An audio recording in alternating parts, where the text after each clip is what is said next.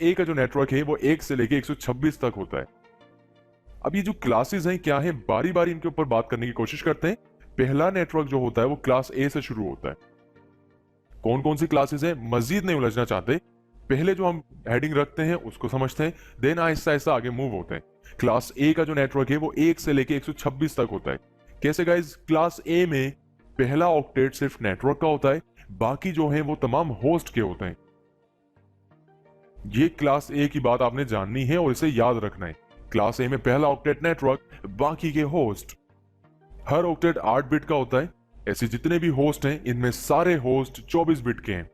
अगर हम क्लास ए का कोई एक नेटवर्क ले लें, फर्ज कर लें हम पहला ही ले लेते हैं 1 से, तो पहला नेटवर्क आ गया 1.0.0.1, यानी अगर आखिर में कोई कंप्यूटर लगेगा उसकी आईपी क्या हो जाएगी 1, दूसरा कंप्यूटर लगाएंगे उसकी आईपी क्या हो जाएगी 2, तीसरा लगाएंगे 3, 4, ऐसे करके हमारी बढ़ती चली जाएंगी।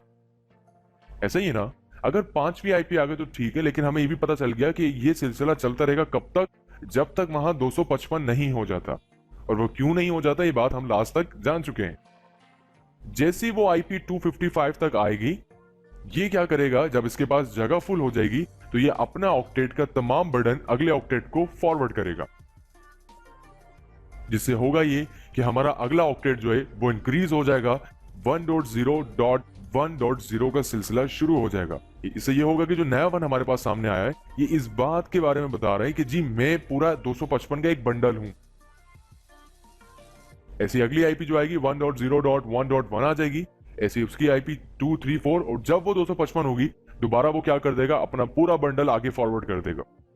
जिससे होना यह है कि ये बताएगा जी अब मेरे पास 255 के बंडल्स हैं, यानी इसके पास अब तक 255 और 255 डिवाइसेस कनेक्ट हो चुकी हैं। ऐसे गाइस होना यह है कि अब ये जो 2 है, ऐसी अगले वाले आईपी में 255 होगा, ऐसी ये 3 हो जाएगा, ऐसी वहां फिर 255 होगा, ये 4 हो जाएगा। ये कितने सारे अगर होंगे तो ये जाके 255 खुद होगा, और जब ये 255 खुद होगा तब क्या होगा आइए जान लेते हैं। तब ये होना है कि ये अपना बंडल आगे फॉरवर्ड कर देगा। तो गाइस जब ये खुद आगे फॉरवर्ड कर देगा तो आगे वाले का नंबर भी क्या हो जाएगा 1। वो ये बता देगा कि जी मैं उन दोनों सीरीज का 255 करके एक बंडल आ चुका हूं। तो नेक्स्ट आईपी जब आएंगी तो वो फिर कुछ यूं आएंगी कि ये बता रहा होगा जी मैं 255 दो ग्रुप्स के बंडल अपने पास महफूज कर चुका हूं, और वहां से दोबारा काउंटिंग शुरू हो जाएगी। और ऐसे ही फिर 1.1.0.2, 1.1 और सिलसिला 3, 4, 5, 255, 2 फिर कन्वर्ट, और ये फर्दर मूव करते करते यहां पर आता जाएगा। तब क्या होगा जब आईपीज हमारे पास कुछ ऐसी हो जाएंगी, यानी हर लास्ट ऑक्टेट्स में 255, 255, 255 हो गए, यानी वो फुल हो गए। अब अगर वो ट्रांसफर करना चाहेगा अपने अगले वाले को तो यहां मसला आ जाएगा, ये ट्रांसफर नहीं हो पाएगा। क्यों नहीं हो पाएगा गाइस? क्योंकि जो पहला ऑक्टेट था हमारा वो ऑक्टेट होता है हमारे नेटवर्क का, और नेटवर्क को अगर हमने चेंज कर दिया तो वो नेटवर्क से हम बाहर आ गए और उसके ऊपर अब हम कम्युनिकेशन नहीं कर पाएंगे।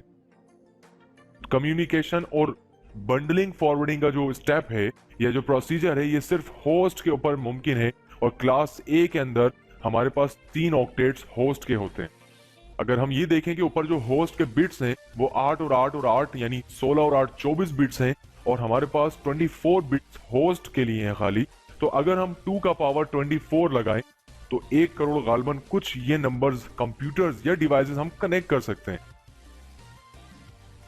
गाइस 1 करोड़ से ज्यादा डिवाइसेस, हम गालिबन 2 करोड़ के करीब हम डिवाइसेस इंटरनेट इन आईपीस को मैथमेटिक्स करते हुए कनेक्ट कर सकते हैं। तो गाइस क्या आपको लगता है क्लास ए का नेटवर्क कहीं हमें डिप्लॉय करना पड़ जाए? तो गाइस क्या हम सोच सकते हैं कि क्लास ए का नेटवर्क कितना बड़ा हुआ? अगर हम ऐसी एग्जांपल ऐसे लें कि 1.0.0.0 के जो नेटवर्क है उसमें हम गालिबन 2 करोड़ के करीब यानी 1 crore and 67 lakh computers connect कर सकते हैं, ये डिवाइसेस कनेक्ट कर सकते हैं। तो गाइस इट्स मीन कि बहुत बड़ा नेटवर्क से इसमें बहुत सारी डिवाइसेस कनेक्ट हो सकती हैं। यहाँ बात तो जस्ट हम 1.0.0 की करे थे। अगर फर्ज करें ये रेंज आपके पास 2 की आ जाए, क्योंकि नेटवर्क चेंज करेंगे तो पूरा सिलसिला दोबारा से शुरू हो जाएगा।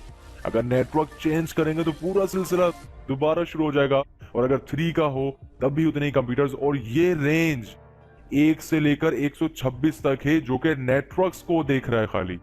यानी हर नेटवर्क पर 1 करोड़ 67 लाख 77 216 डिवाइसेस कनेक्ट हो सकती हैं यानी हर नेटवर्क पर 1,67,77,216 डिवाइसेस हम कनेक्ट कर सकते हैं इस क्लास ए के नेटवर्क्स की बदौलत।